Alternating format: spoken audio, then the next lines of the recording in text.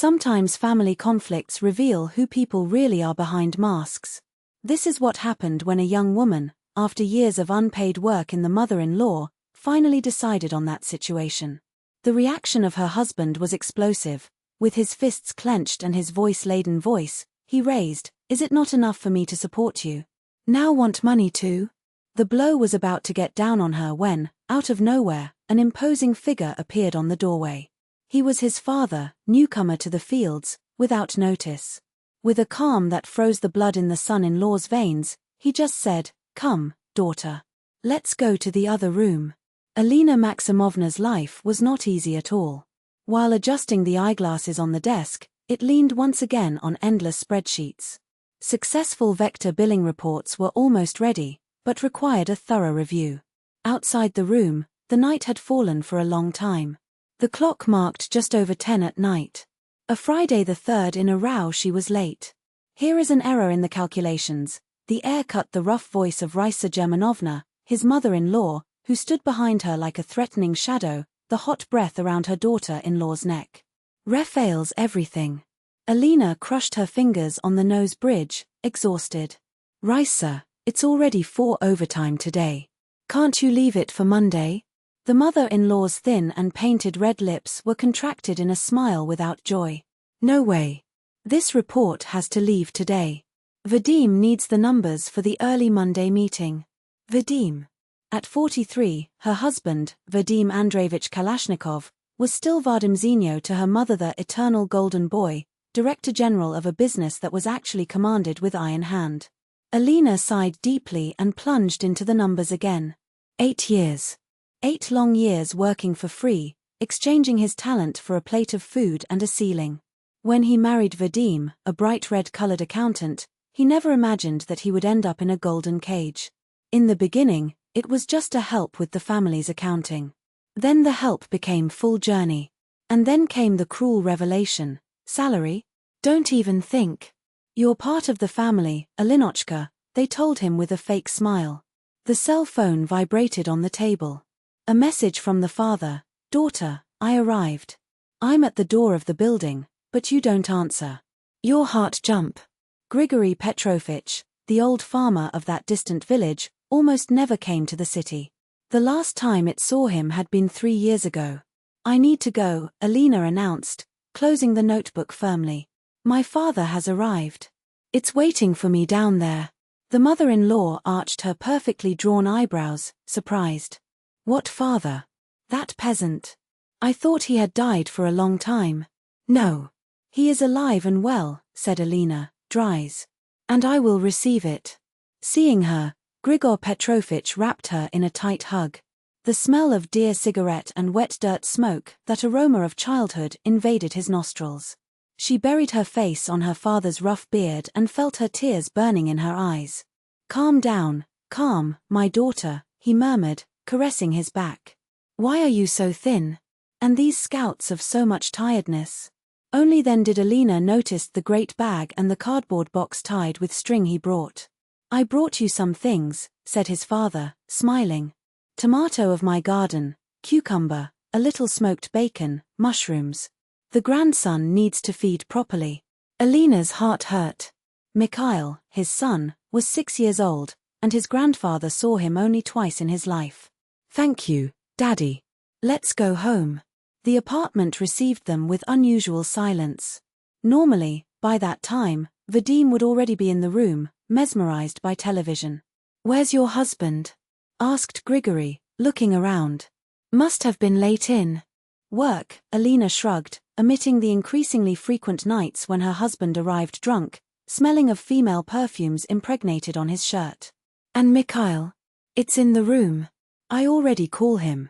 In principles, the boy was shy with that stranger with a thick voice, but soon melted when his grandfather took a wooden horse, carved by hand. "Was you the one who did?" asked the boy, the eyes shining. "It was myself, grandson," replied the old, proud. "And I'll teach you when you visit me in the field." As they had dinner, Alina felt a strangeness in the air. It was as if 2 universes had been shocked: the simple life of the countryside, where she came from, and the luxurious facade of that apartment in Moscow, where everything was appearance. Almost midnight, the front door opened with a crash. Vadim staggered, the heavy steps, the breathing. "Ah, we have visited," he mocked to see Grigory to the table, examining him from top to bottom with a discharge. "Dad, this is my husband, Vadim," said Alina, tense. "Vadim, this is my father." The greeting was cold, a warm freehand grip. "Pleasure, son-in-law," Grigory said, fixing his eyes on Vadim. "A long time ago I wanted to come, but the chores of the earth did not give in a truce." "Yeah, it is," Vadim grunted, throwing himself in his chair. "It's not soft here either. Pay tax to play your village." Alina felt her body stiffen. The smell of whiskey and cheap perfume exuded from her husband. "Vadim, do you want me to heat up for you?" "No. I already ate." He looked at the clock. "Where's the report? Your mother said you left without finishing." Alina's face burned. "I end up over the weekend. My father arrived by surprise. Didn't end." Cut Vadim, the sharp voice. "And how do I do the meeting without the numbers?" Grigory frowned, watching the son-in-law with disdain. Mikhail, noticing the tension, rose silently and escaped from the kitchen. "Vadim, please, not now," said Alina softly. "We have a visit." "Visit?" He exploded, beating his hand on the table tightly. "This country father appears once every century and the business has to stop." Grigory got up slowly. "Daughter, I think I better go. I'm going to look for a hotel." "You're not going anywhere," said Alina firmly. "This is also my home." Vadim released a bitter laugh. "Your house. Have you ever paid a good-mindedness of this mortgage?" "I work at your company from dawn to dawn," Alina countered, the trembling voice of anger. "For 8 years. For free. For free," repeated Vadim with sarcasm. "Isn't it enough for me to give you everything? Now you want money too?" Before she could react, her face burned with the force of a slap. Alina retreated, stumbling in her chair, which fell with a crash. It was then that a calm, but authorized voice echoed behind them. "Come to the room, daughter." Alina turned and saw Grigory Petrovich stopped at the door, holding a 2-pipe shotgun, the same one he had brought in the cardboard box. Vadim's face paled. What are you doing?" he stammered, back to the wall. "Is this illegal? Do you have a size for that?" "I have, yes," replied the serene old man. "Hunter for 40 years, with all the licenses up to date." "Now, are you licensed to hit my daughter?" Alina, trembling, left the kitchen and went to her son's room, hugging him hard. "It's okay, my love," he whispered as the tears finally dripped. Outside, the silence was deafening. Some truths, when revealed, do not need more words. The grandfather and father just talked aloud. From the kitchen came muffled murmurs. Vadim explained something confused, while Grigor Petrovich asked short and accurate questions, like a judge who already knows the sentence. Half an hour later, the child's room door opened. In the stop, the father appeared without the shooting. "There. I kept in the box," he explained, as if he apologized. "Don't worry, Alinochka, everything will be fine." Vadim was no longer in the kitchen. By the dry sound of the front door knocking, it was clear that it had left. "Dad, what did you say to him?" asked Alina as she got Misha on the bed, stroking her still damp tears. Grigory Petrovich sat on the edge of the mattress and ran his hand over the head of the grandson, as a future that only he could see. "Just a conversation between men. I explained certain rules of family life." He paused, heavy as lead. "Daughter, why did you never tell me how they lived here?" Alina lowered her eyes. The words were curled into the throat. "I didn't want to worry you, and maybe I was ashamed." "Shame?" The old man shook his head, as if a stubborn fly was amazed. "If there is a shame to be felt, it's not yours." And Vadim didn't show up in the morning. Instead, the phone rang. Raisa Germanovna, with a sharp voice like a badly softened blade, required that Alina immediately appears to the office with the report ready. "I won't," Alina replied, with a calm that surprised her. "Neither today nor Monday." On the other side, a stunned silence. "How do you dare?" Finally the mother-in-law was finally. "Come now." "No. From today, I'm firing." If you need an accountant, hire one and pay for it. I have other plans. Hung up.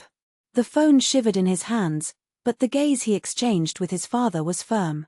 He approved with an almost imperceptible nod. Right, daughter. Don't let yourself step. You are smart, beautiful, get work in 2 times. Dad, can we go to your house? Me and Misha. Just for a few weeks. Grigory Petrovich's face illuminated as the sun tearing the clouds after the storm. Of course they can. That's what I came to, see the grandson, get you back. Even if it's for now. He smiled, and there were promises in that smile. In summer, there is a paradise. Vadim only reappeared 3 days later, when Alina, Misha and her father were already packing for the trip.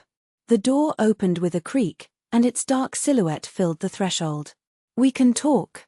He asked, his eyes fixed on his chests. They went out to the balcony.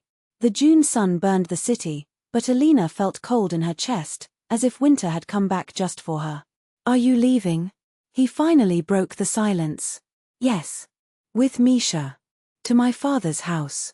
At least for now. Vadim drummed his fingers in the railing, as if looking for a song he never knew how to play.